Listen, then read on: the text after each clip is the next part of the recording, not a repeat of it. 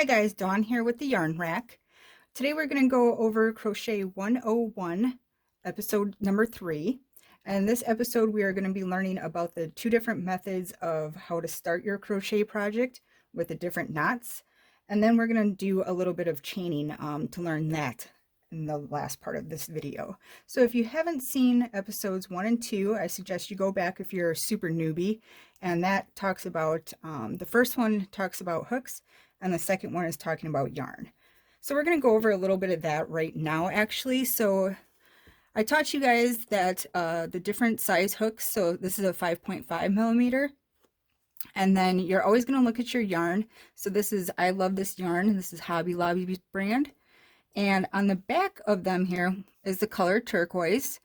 If you're making a project with a lot of the same yarns, you're going to have to look at the lot number, and the lot number should match up, because if it doesn't, then that can actually affect the color of the next skein.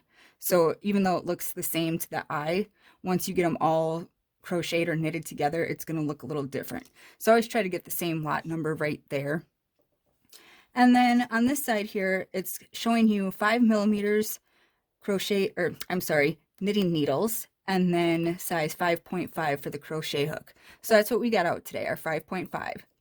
And then it's going to show you 100% acrylic. Okay, so let's get started with episode number 3 here. Okay, so let's get started here. The first thing you're going to do is kind of prepare your yarn. So find the end of it and start pulling some out, just so you have yourself kind of prepared for what you're doing. And a lot of this video is going to be more of describing how to hold the yarn, how to hold your hook. So we haven't really touched base on that yet, so that's what we're going to do today. And the playback speed can get altered for you guys. I'm going to try going pretty slow though, because I know you guys are starting out and I wish there was more slower videos when I was learning. So what we're going to do is I'm going to show you the magic ring first. It's also called the magic circle. A lot of crochet patterns will require the magic circle or magic ring. I've done it here and there, but I tend to do the second method that I'm going to show you guys later on in the video more. And there's a couple reasons for that. But a lot of your stuffies and plushy patterns will require a magic circle or magic ring. Some hats, just because with the magic ring you are going to get a tighter circle starting out. So if you do it for a hat, say, the beginning stitches that are on the top of the hat are going to be much more tighter, and they do look a little cleaner when you are finished with your project, instead of being obvious of where you started the project. Okay, so get your yarn all prepared and the strand in your hand, and get your hook prepared, and I'm going to start showing you guys the magic circle or magic ring. Okay, so let's go slow here now that we're all prepared with our yarn and hook. First, you're going to take the yarn, place it over your 2 fingers, the middle and index finger, wrap it around, and then here you're going to want to cross it over the front of your hands. Place it back, and I like to tighten it down, sandwich it in between my pinky and ring finger like so. And you can see our X's over here in the front. Okay, so now you're going to take your hook and you're going to go under the first hoop, grab that second hoop, you're going to pull that through and turn it so it's twisted up towards you now. And then what you're going to do is you're going to take your working yarn, which is the one that's sandwiched over here,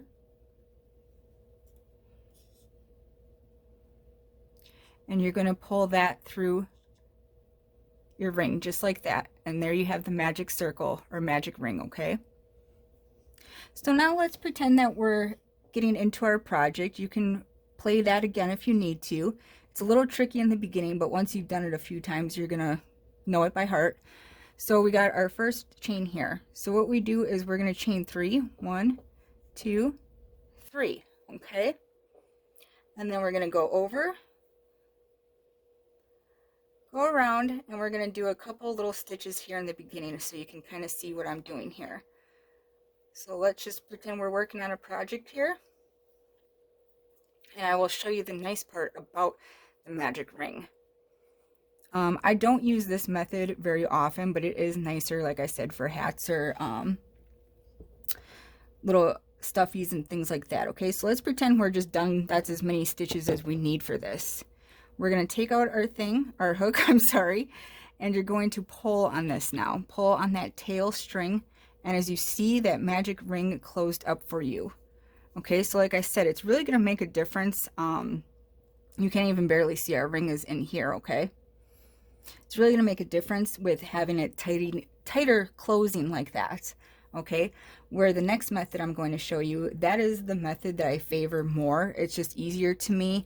I have seen in projects where the magic ring comes out after a while, and all of a sudden your project is going to start unwinding itself from the inside out, basically, from the beginning to the end, okay? And you don't want that to happen when you invested your time and money and work into making a project. Okay, so let's get familiarized with the method that I use, and that is the slipknot approach. It's just easier for me. I feel like it's more of a tighter seal, we'll call it, a tighter beginning project that I don't feel it's going to come out as I'm going through my project, or say the first time somebody washes the item, okay? So what we're going to do is keep this yarn back here. This is your tail of your yarn, and that's what we're going to use to sew in at the end and snip the rest off, and it's not even going to be visible where you started this project, okay? So you're going to take your working yarn here, and you're going to take your fingers, wrap it around those fingers, kind of like we did with the magic ring, and you're going to pull this guy underneath that one that's in the back and just yank him through, okay? It'll be a little longer like that, so all I do is I take my hook then, put it through, and just pull on the two yarns, and that's going to tighten him up, okay? So let's do that again. I'm trying to go slow, but if I'm going too fast, just feel free to slow the video down or just keep rewinding it, because that's what I always did in the beginning too. Okay, so you're going to take your yarn, wrap it around those two first fingers again. And once you get back here, all I do is take that second one that we just did last and pull it underneath that first one. And there you have it, okay? Then put your hook in again, tighten these all down. You're going to leave enough space though so that it glides good up and down your hook, but not too big, not too small, okay? So let's talk about chaining. What you're going to do is you're going to swing your hook to the left, grab that yarn, pull the hook down and through, and there you have it, chain one. To the left, grab, hook down, pull through. To the left, grab the yarn, point down and pull through. Okay, so this is what's called chaining. And what you're going to use this for is your foundation stitch row, essentially. So if you're doing a blanket, you're going to have a lot more chaining that you're going to have to do. If you have something smaller like a granny square or a hat, you're only going to do a few, okay? But just get comfortable with this chaining, okay? So in my first video of the Crochet 101, we talked about the different hooks. And the second episode, we talked about the yarn. So get familiar with those, and then get familiar with how you're going to start if you're going to do the magic ring or the slipknot method, and then get comfortable making those chains like that, okay? In the next video first, before we start different patterns though, I do want to go over the different kinds of stitches that there is. So slip stitch, single crochet, double crochet, that sort of thing, okay? We'll go over that in the next video. So that will be probably Thursday.